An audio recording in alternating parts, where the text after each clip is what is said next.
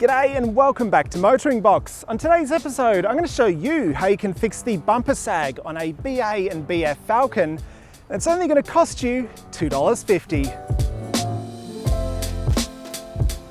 So what am I talking about when I say bumper sag? We'll take a look at the front of my BA Mark II XR6 Turbo here, and you'll see that there's a rather sizable gap here between the bonnet and the top of the front grille. And likewise, there's also gaps between the bottom of the headlights and the front bumper bar. And the reason for this is because the front bumper has sagged over time. So how do we fix this problem? Well, it's actually rather simple, and as I mentioned, it's only going to cost you a little bit over $2. And that's because you need to go to Big W and buy yourself a pool noodle.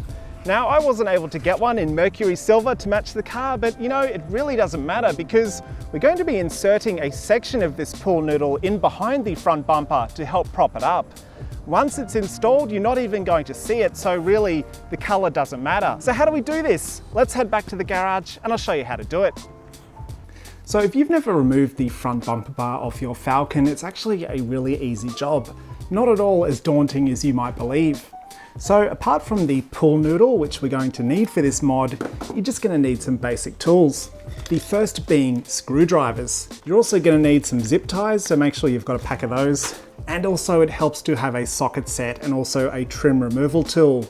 You might not need this and you might be able to get away with a flat bladed screwdriver instead, but if you've got one, grab it as well. So yeah, if you've never removed the front bumper off your Falcon, this is how you do it.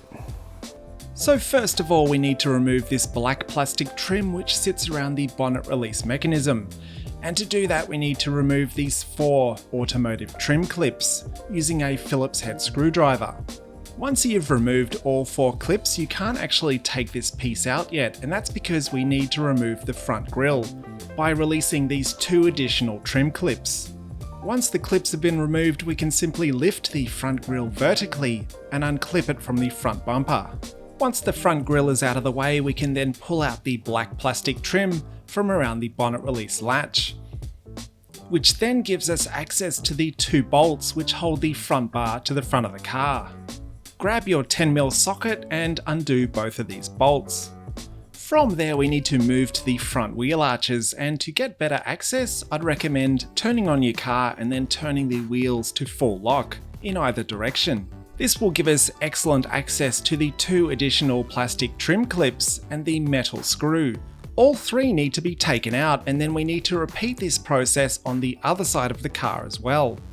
With the front and sides released, we need to turn our attention to the under tray, which is held on by a selection of screws. So make sure you unscrew every single one you can find, and it should release the under tray from the bottom of the bumper.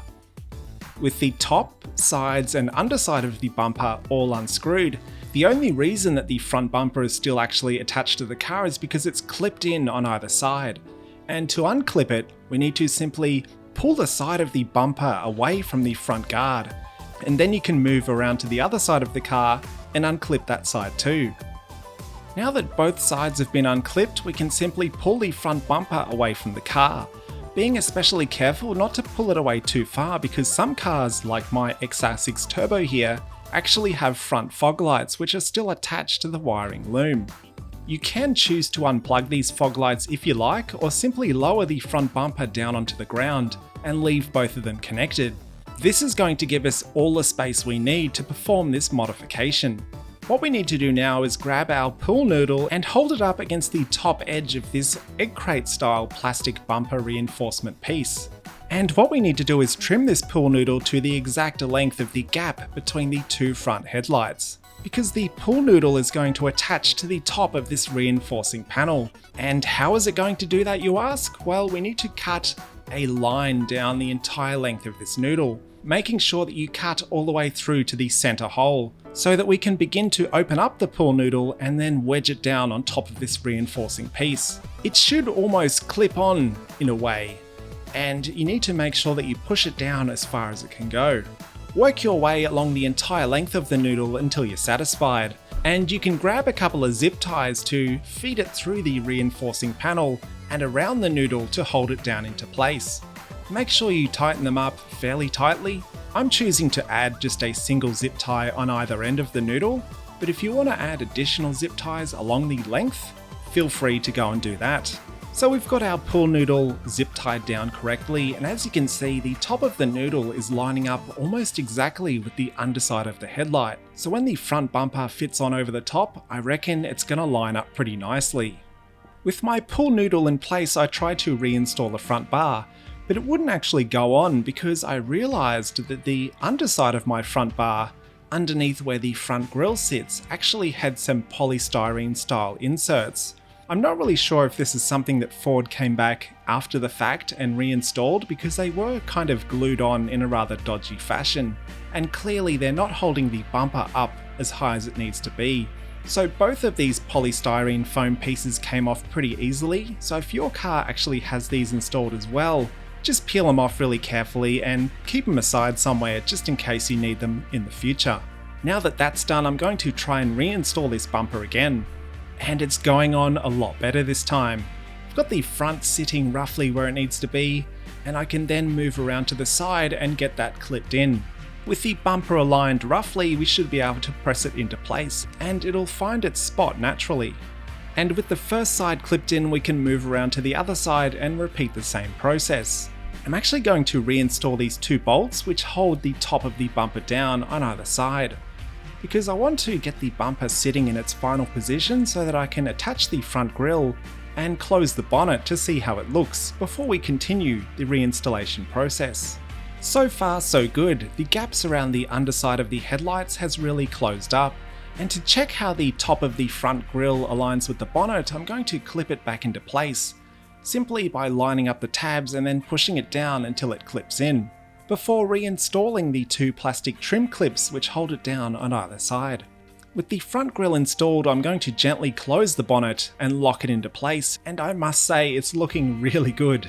So once you're happy, you can continue reinstalling the front bumper by attaching all of the fasteners on either side of the bumper, and then continuing to reinstall the under tray, fitting every single screw, bolt, and fixing back into place. And there we have it, your BA or BF bumper bar sag problem solved for the price of a pool noodle. Now, I was expecting this gap at the top here to close up a little bit more, but now that I look at it, I reckon it's bang on, because the area here under the bonnet lines up perfectly with the top part of the grille. So I'm really happy with the end result.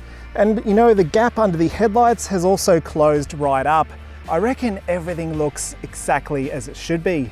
Now, I have read that over time, the pull noodle may start to squish down a little bit. And I guess if that happens, we will see these gaps start to open up a little bit further. But you know, we still have half of the pull noodle that I cut off. So if we need to swap them out at a later date, it's something that's not too difficult to do. So I guess we'll see what happens, and I'll keep you guys up to date with how it all goes. So what do you reckon of my $2.50 pull noodle fix? Please let me know in the comments below, and if you enjoyed this video or found it to be highly educational, please consider subscribing and check out some of the other do-it-yourself guides I've got on the channel. See you next time.